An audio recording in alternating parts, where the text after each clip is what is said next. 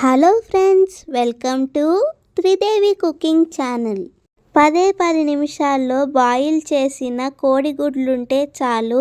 అప్పటికప్పుడు తయారు చేసుకుని నోట్లో వేసుకుంటే అలా కరిగిపోయే super soft and delicious green egg curry ఎలా తయారు చేయాలో చూసేద్దామండి.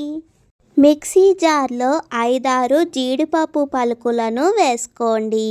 5-6 పచ్చిమిరపకాయలను విరక్కొట్టుకొని వేసుకోండి. ఇందులో మనం ఎర్రకారం వాడమండి. పచ్చిమిరపకాయలనే మీరు తినే కారాన్ని బట్టి వేసుకోండి. ఇప్పుడు ఇందులో గుప్పెడంతా వెల్లుల్లిపాయ రెబ్బలను పొట్టు వలుచుకొని వేసుకోండి. 1 ఇంచ్ అల్లాన్ని పెద్ద ముక్కల కింద కట్ చేసుకుని వేసుకోండి. గుప్పెడంతా కొత్తిమీర ఆకులను వేసుకోండి. 1 పెద్ద సైజు ఉల్లిపాయను చిన్న ముక్కల కింద కట్ చేసుకుని వేసుకోండి.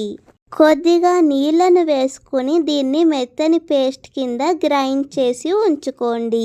స్టవ్ మీద పాన్ పెట్టుకుని 2 గరిటెల నూనెను వేసుకోండి. నూనె బాగా వేడయ్యాక ఉడకపెట్టుకున్న కోడిగుడ్లను బాగా ఘాట్లు పెట్టుకుని వేసుకోండి. 1/2 స్పూన్ పసుపు కూడా వేసుకుని గుడ్లను బాగా వేగనివ్వండి. ఈ విధంగా కోడిగుడ్లు లైట్గా వేగాక వీటిలోకి ముందుగానే మనం గ్రైండ్ చేసి ఉంచుకున్న కొత్తిమీర, పచ్చిమిరపకాయ, ఉల్లిపాయల పేస్ట్ని వేసుకోండి. ఈ పేస్ట్ అంతా కూడా పచ్చివాసన అంతా పోయి బాగా వేగేలాగా కలుపుకుంటూ వేగనివ్వండి. ఈ విధంగా నూనె పైకి తేలి పచ్చివాసన అంతా పోయాక రుచికి సరిపడినంత ఉప్పును వేసుకోండి.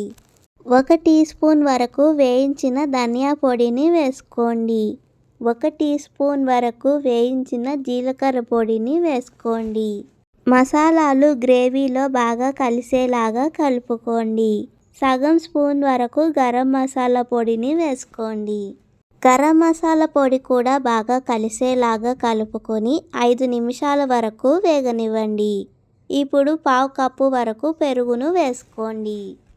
పెరుగు కూడా మసాలాలో బాగా కలిసేలాగా కలుపుకొని పెరుగులో నుండి పచ్చివాసన అంతా పోయేంత వరకు వేగనివ్వండి. మనం ఇందాక గ్రీన్ పేస్ట్ ఏ మిక్సీ జార్లో అయితే చేసుకున్నామో ఆ మిక్సీ జార్లో కొద్దిగా నీళ్లను వేసుకోండి. ఆ నీళ్ళని ఇప్పుడు కోడిగుడ్డు మసాలాలో వేసుకుని నీళ్ళల్లో బాగా అన్ని మసాలాలు కోడిగుడ్లు కలిసేలాగా కలుపుకోండి.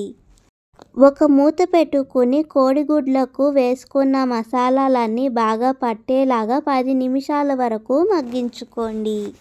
ఇప్పుడు మూత తీసుకుని ఈ విధంగా నూనె పైకి తేలితే మన గ్రీన్ ఎగ్ కర్రీ తయారైపోయినట్టే అండి.